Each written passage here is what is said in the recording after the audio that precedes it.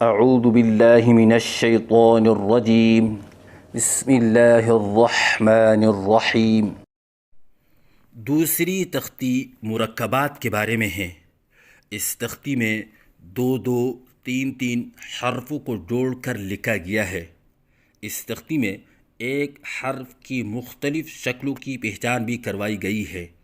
مثلا لام اگر شروع میں آ جائے تو اس کی کتنی شکلیں ہو سکتی ہیں، اور اسی طرح درمیان میں آ جائے تو کتنی شکلیں ہو سکتی ہیں، اور اسی طرح باقی حروف بھی، کیونکہ حروف جب الگ الگ یا لفظ کے آخر میں لکھے جاتے ہیں تو اس وقت وہ پورے اپنی اصلی شکلوں میں لکھے جاتے ہیں، اور جب دوسرے حرفوں سے ملا کر لکھے جاتے ہیں تو اس وقت صرف حرفوں کے سرے ہی لکھے جاتے ہیں۔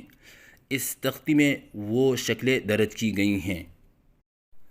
یہ تختی بنسبت پہلی تختی کے بچوں کے لیے صحیح ادائیگی کے ساتھ ذرا مشکل ہوگی، کیونکہ پہلی تختی میں ایک حرف تھا، اور اس تختی میں دو تین حروف ہیں۔ لہذا اس تختی کو پڑھاتے وقت پہلی تختی کے حرفوں کی کمزوریوں کو مد نظر رکھتے ہوئے خصوصی توجہ سے پڑھائیں، اور سابقہ تختی کی ہدایات پر یہاں بھی عمل کیجیے، یعنی پہلی تختی میں ہر حرف کے پڑھانے کا جو طریقہ بتایا گیا ہے اس کے مطابق پڑھانا، اور غلطیوں کی جو نشاندہی کی گئی ہے اس سے بچنا، حرفوں کا تلفظ صحیح اور تجوید کے مطابق کروانا، امتحان لینا وغیرہ وغیرہ۔ اس تختی کے پڑھاتے وقت بھی ان سب ہدایات پر عمل کرنا ضروری ہے۔ اگر ان ہدایات پر عمل نہیں کیا تو پچھلی تختی پر جو محنت کی گئی ہے وہ ساری ضائع ہو جائے گی۔ تو لہذا بڑی چستی، ہمت، محنت اور لگن کے ساتھ پڑھائیں۔ اس تختی میں بچے عموماً جو غلطیاں کرتے ہیں ان غلطیوں کی نشاندہی اور ان غلطیوں کو درست کروانے کا طریقہ، مثلا لام الف پڑھنے کا طریقہ، لام الف، بعض بچے لام الف کو لام الف پڑھتے ہیں۔ یہ غلط ہیں، کیونکہ لام کے آخر میں میم کے اوپر جزم ہے نہ کہ زبر، اور بچے اس کو زبر پڑھتے ہیں جیسے لام الف۔ تو اس غلطی کو درست کرنے کا آسان طریقہ یہ ہے کہ پہلی تختی میں جا کر بچے سے لام کی ادائیگی کروائیں۔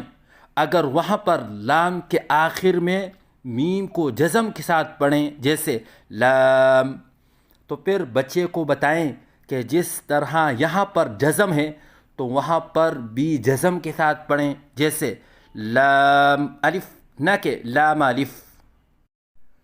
اسی طرح باقی کمزوریوں کا خیال رکھیں، مثلا آواز میں لہراؤ نہ ہو، اور الف کی ادائیگی کے وقت منہ بند نہ ہو، اسی طرح الف کے بعد حمزہ کا اضافہ نہ ہو، اور اسی طرح جن حرفوں میں آواز ناک میں جانے کا اندیشہ ہو تو وہاں پر خاص خیال رکھیں کہ آواز ناک میں نہ جائے۔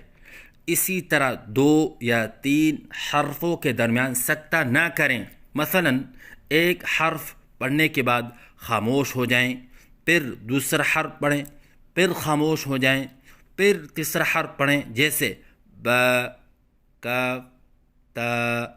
اس طرح بالکل نہ ہو، بلکہ حرف مکمل کرنے کے بعد فوراً اگلا حرف شروع کریں جیسے با، کاف، تا۔ اسی طرح مرکبات کی تختی پڑھانے کے بعد اگلی تختیوں میں بچوں سے امتحان لیں تاکہ مختلف حروف کا مختلف شکلوں میں آنے کی پہچان ہو جائے، اور اسی طرح بچوں کو حروف کی نقطوں میں رد و بدل کر کے پوچھیں، مثلا تا نون لام اور با کاف تا میں اگر تا کے 2 نقطے نیچے رکھ دیں تو اب کون سا حرف بنے گا، اور اگر با کا نقطہ اوپر لگائیں تو کیا بنے گا، وغیرہ وغیرہ۔